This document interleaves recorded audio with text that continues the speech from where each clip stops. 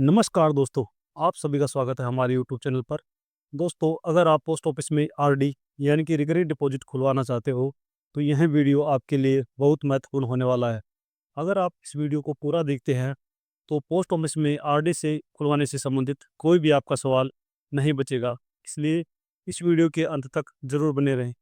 इस वीडियो के अंत में हम आपको यह भी बताएंगे कि अगर आप रोज़ाना के 100, 200 या 300 रुपये भी जमा कराते हो, तो आपको कितना बड़ा अमाउंट मिल सकता है।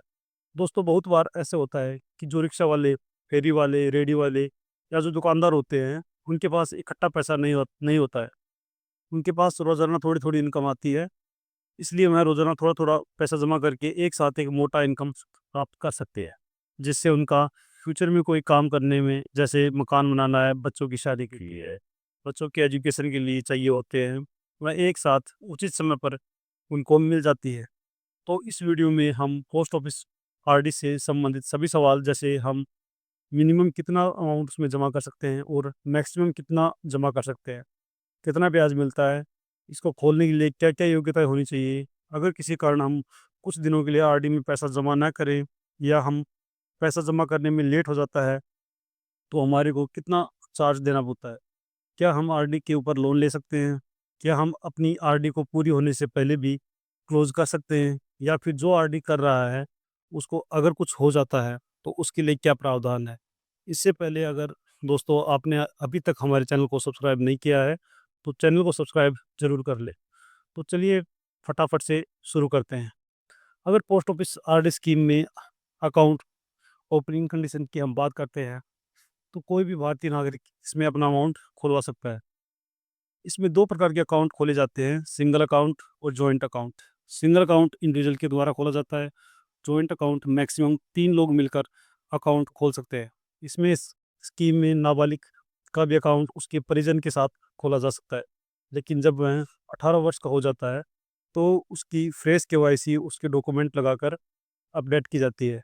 अब हम बात करते हैं कि पोस्ट ऑफिस आरडी स्कीम में हम कितना मिनिमम अमाउंट और मैक्सिमम कितना अमाउंट जमा कर सकते हैं।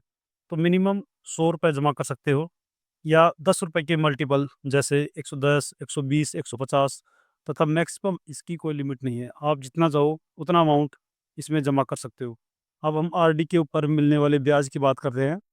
आरडी पर वर्तमान समय में पोस्ट ऑफिस द्वारा 6.7% का ब्याज दिया जाता है, और यह ब्याज वार्षिक रूप से कंपाउंडिंग होता है। अगला है आरडी की पहली किस्त उसी दिन जमा कराई जाती है जिस दिन अकाउंट खोला जाता है। अगर यह अकाउंट 15 तारीख तक खोला जाता है, तो हर महीने की 15 तारीख से पहले-पहले आपको यह अमाउंट जमा कराना होता है। और अगर यह 16 तारीख से 30 तारीख के बीच अकाउंट खोला जाता है, तो इस दौरान हर महीने की 16 तारीख से 30 तारीख के बीच आपको अमाउंट जमा कराना होता है।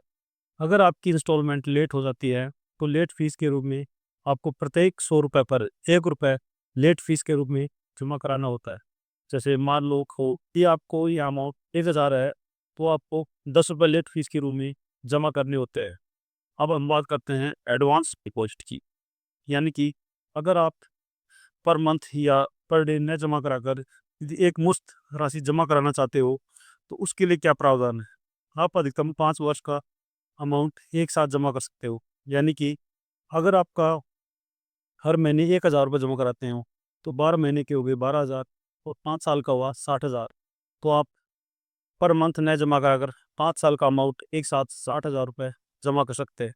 तो ऐसे आप कर सकते हो। अगर आप एक कैलेंडर महीने में 6 किस्तों से अधिक या 11 किस्तों तक का मूल्य एक साथ जमा कराते हो, तो आपको 10 रुपये की छूट मिलती है।